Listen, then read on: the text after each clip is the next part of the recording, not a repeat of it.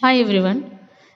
A raw egg and a hard boiled egg can be distinguished by spinning each on a flat surface.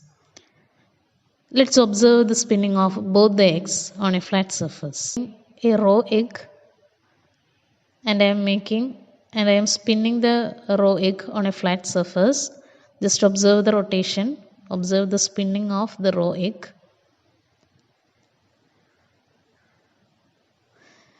Next, I am taking a boiled egg, a hard boiled egg, and I am doing the same thing. I am spinning the egg on a flat surface. You can notice now it is spinning with more velocity than a raw egg.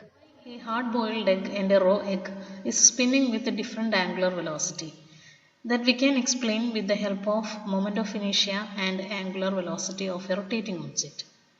If an object is rotating, its angular momentum is given by the equation L is equal to I into omega, where L is the angular momentum and I is the moment of inertia, omega is the angular velocity of the object.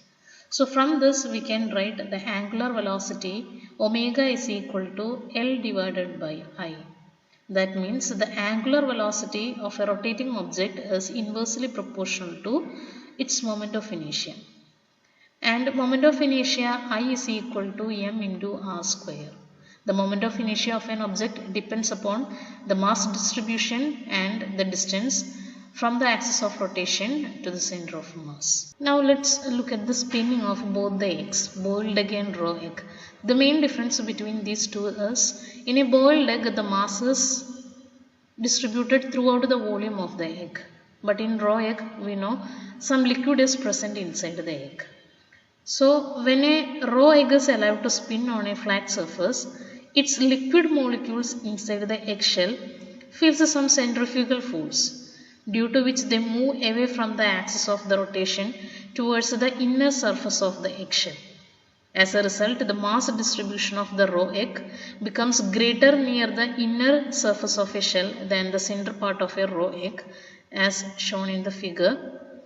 And the moment of inertia depends from this equation. The moment of inertia depends on the mass distribution and the distance from the axis of rotation. So you can see here in the case of a raw egg, this distance r is large. Hence the moment of inertia will be more. If moment of inertia is more, according to this relation, angular velocity will be less. But in the case of a boiled egg, since the mass is distributed throughout the volume, there is no considerable change in the case of moment of inertia. The moment of inertia will be less for a boiled egg, hence the angular velocity will be greater. That's why a boiled egg is spinning with more angular velocity than a raw egg. So by spinning a boiled egg and raw egg, we can identify which is raw egg and which is boiled egg by finding its angular velocity.